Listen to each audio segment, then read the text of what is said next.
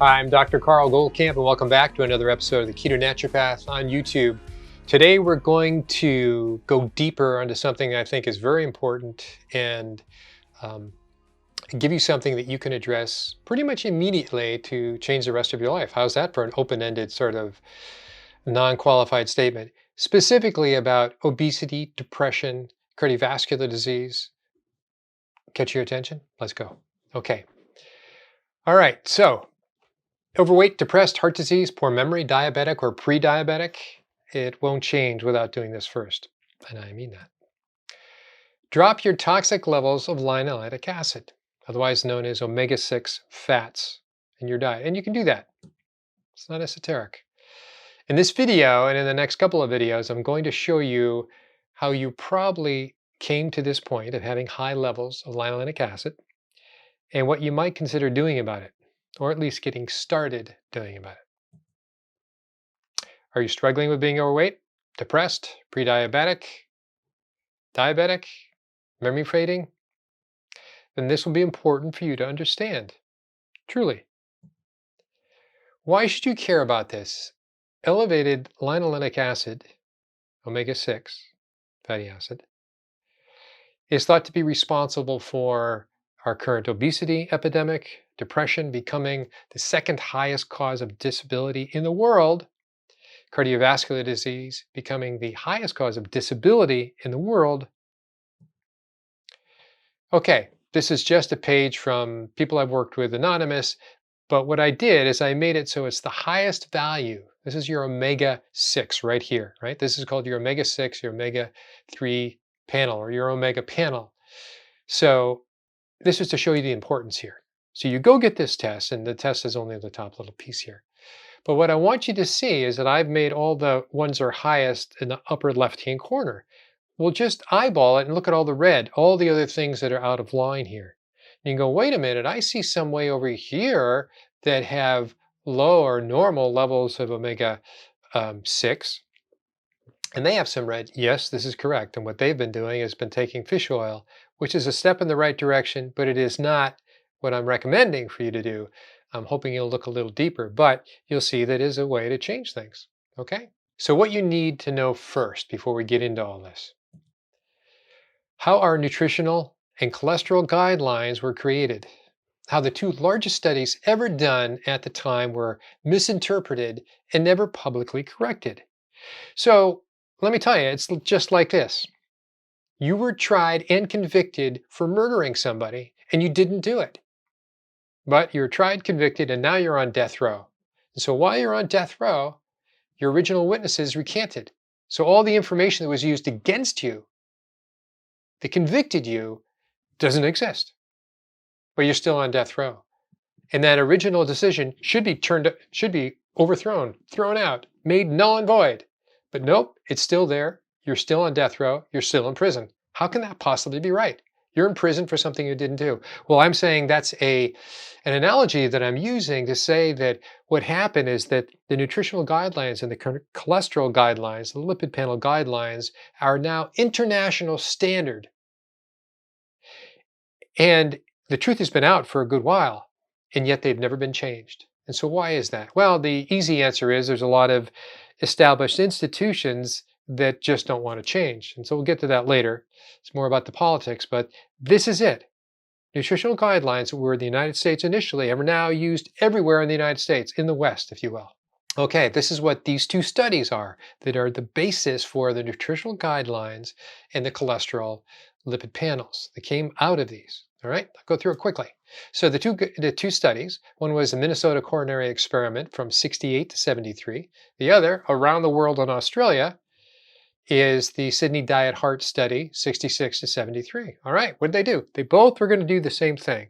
They were going to remove saturated fats and add polyunsaturated, aka, otherwise known as, linoleic acid. So in the United States, they use corn oil, which is fairly high. We'll get to looking at it again, fairly high in omega-6. But in Australia, they use safflower oil, and that's like 80% omega-6. So they were serious about see if this is going to work or not. Well, they both kind of came out with good conclusions.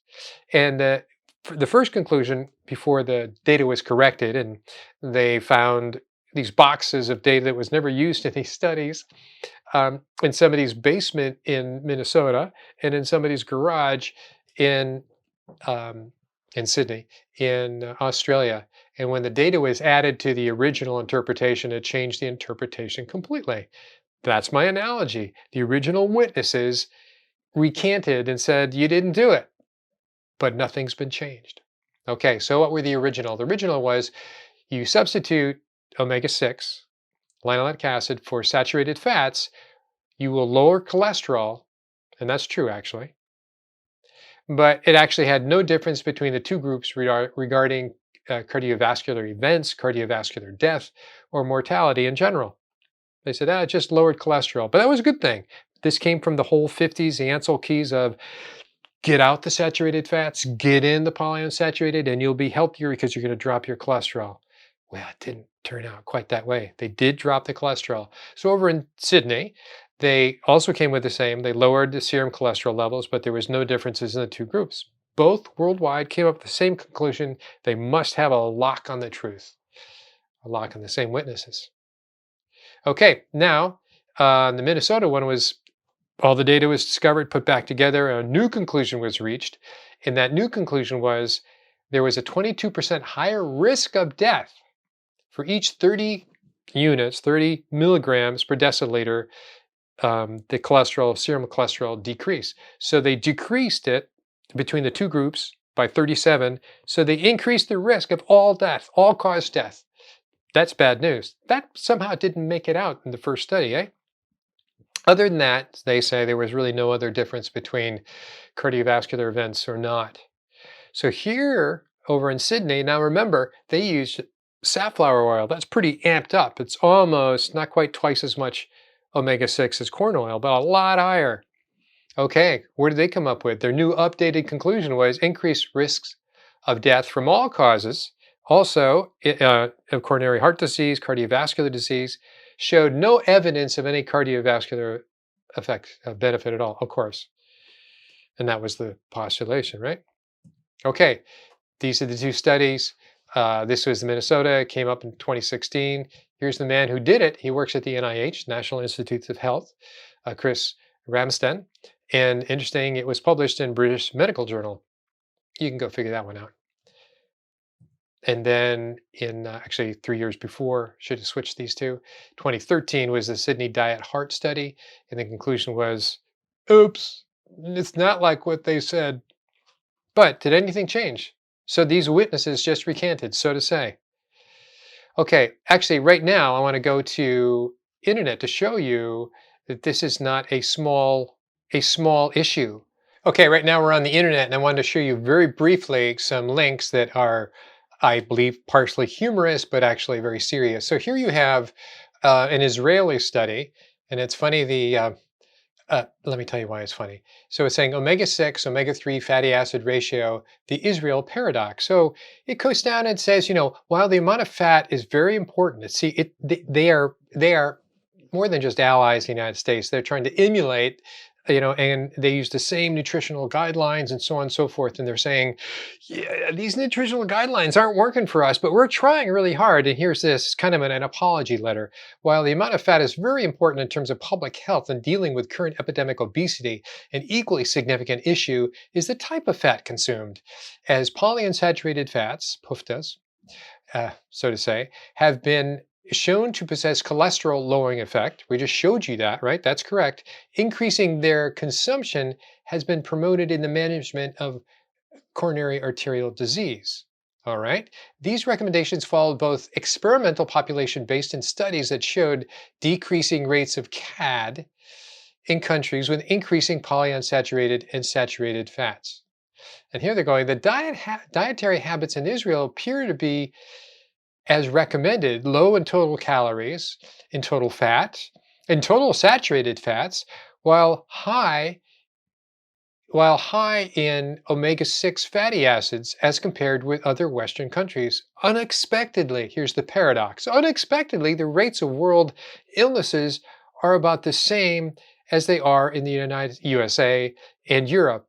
The reason for this is not clear. The reason for this is it's been a lie. And these guys, this is 2000, this is 2011, I believe. Let's see. This is 2011, and so this is before 2003. This is before the studies were redone, and they're really trying to make this work. They're saying, "Why isn't this working? Why are people getting sicker in our country?" And so I find this amazing. So this is really a testimony how the subsequent revision of these two studies shows that they were true. That drop the cholesterol, you increase all the risks. And by the way, as you get older, another video in the future, your cholesterol should go up. It's a sign of health, not a sign of unhealth. Okay, then. Let me show you else. Omega-6,3, there's the Israeli paradox. Omega-3 fatty acids effectively prevents coronary heart disease and other late onset diseases. They call it the excessive linoleic acid syndrome. And that was, what's the date? The date is 2007. Here we go. Can linoleic acid contribute to coronary arterial disease? They're now starting to question that. This is 1993. This is 1993. And they're already going, I don't think this is working. Those conclusions we put together for nutritional guidelines, they're not working. Okay, what else? And that was from American Journal of Clinical Nutrition. All right, now we have what happened to do no harm? The issue of dietary omega-6 fatty acids. And it goes on, that's 2009, again before the revisions. And they're saying, this doesn't make sense.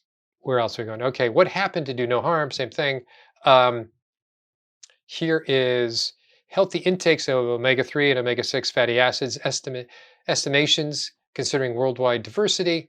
And it says, basically, a healthy dietary allowance for omega-3s should be 3.5 grams per day for a 2,000 calorie diet. He said, however, you could take 1/10 of that as a dose if you drop your omega-6. There's an idea. Why not drop your omega-6?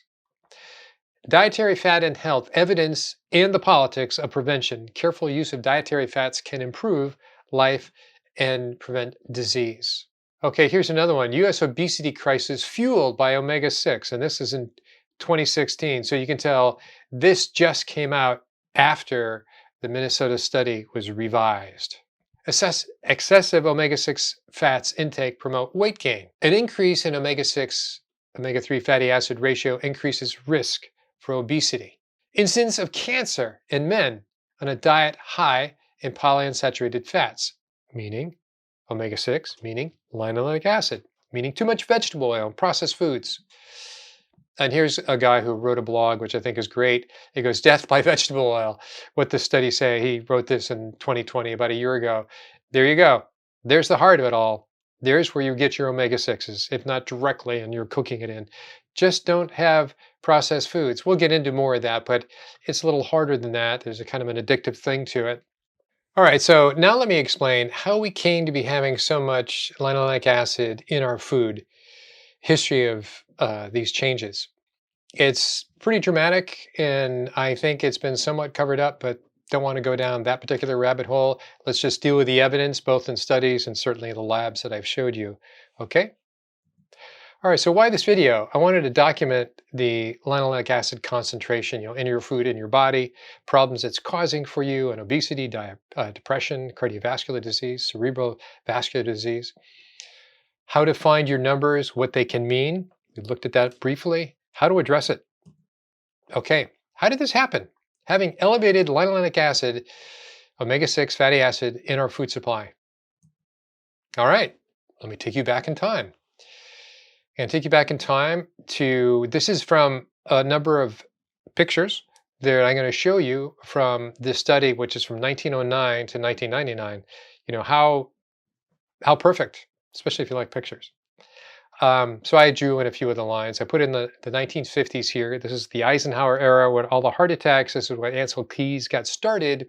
These are the big increases. So when you go back to 1909, that's a long time ago. And things were still just starting to creep up. So soy, which is the big winner here, so to say, was just starting to creep up by the mid-50s. And you can see now it's just huge. Then shortening, which is basically soy, corn oil, and cottonseed oil. And what else was increasing?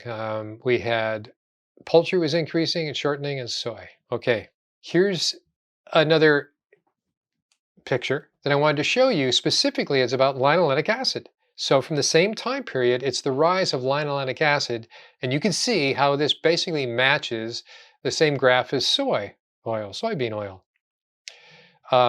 ALA, which is alpha linolenic acid, lenic acid, is an omega-3, and a whole another discussion about that. We won't get into it. These are your fish oils fuel, your essential fatty acids. Obviously, you get them through meats as well. What I want you to see is the linoleic acid came primarily from soy initially, and it just is going up, up, up, and it's still going up. Back to a graph I've showed before, a picture. This is what we're looking at. There's your omega-6. This is your linoleic acid. There's your ALA, which I showed you briefly. We're going to ignore all that. We're just focusing on this side. It talks about vegetable oil, especially safflower oil. It was used in the Australian studies, sunflower oil, corn oil. So oils we used in our foods changed dramatically. Again, it's all about soy. Soybean oil, here's the 1950s. This is what are we doing about heart attacks, right? Gradually creeping up slowly, just marginally higher. In the 50s, it was just olive oil and soy were about the same amount. Interesting.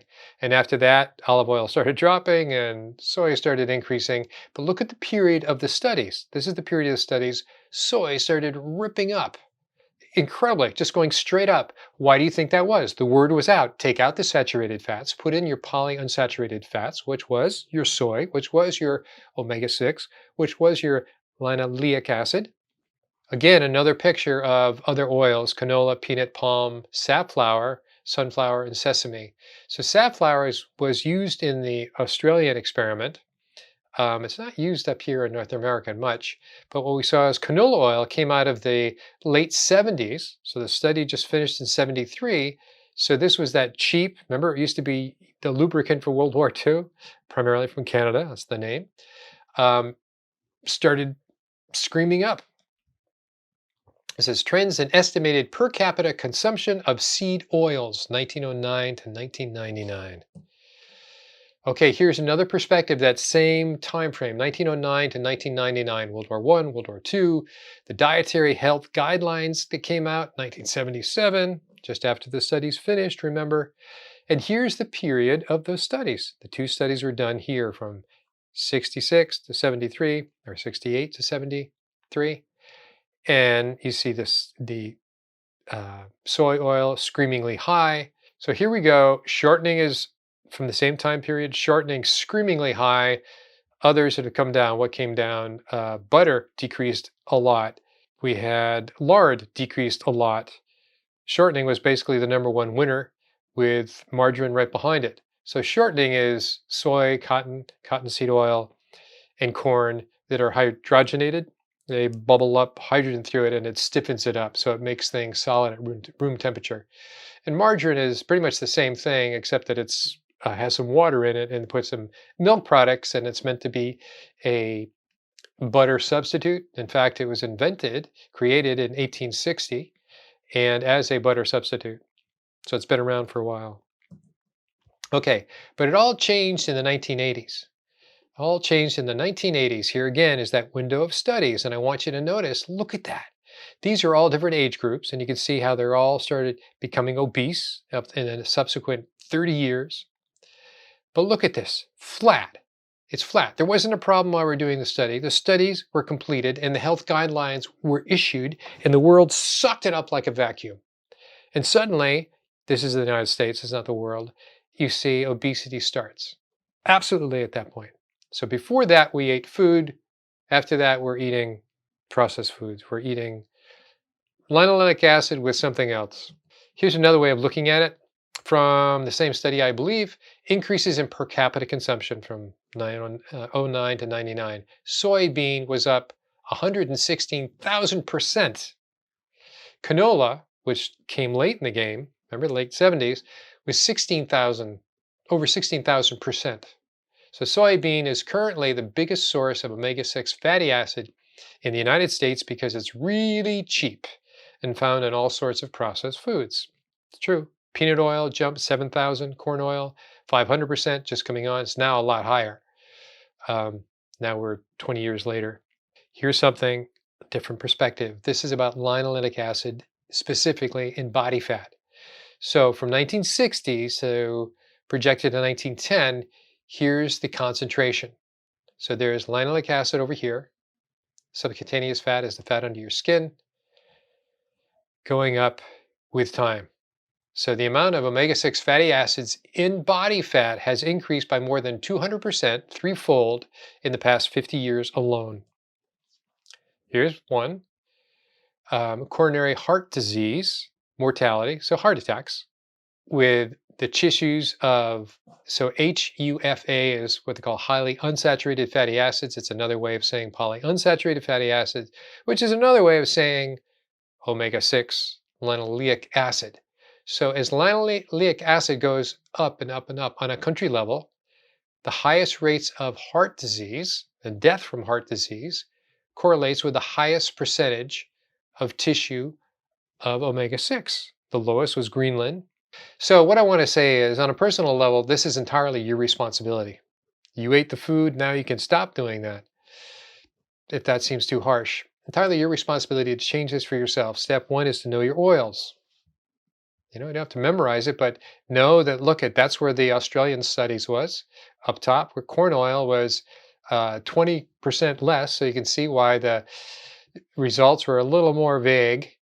But just to have an idea where, for instance, there was sunflower butter, not oil, was used in one of the recipes that Judy did. You go, well, how much omega-6 is in there? And it was a good question. It's like, when do you use a lower, this is nut butter. These are oils, by the way, not butters, but it correlates a little bit.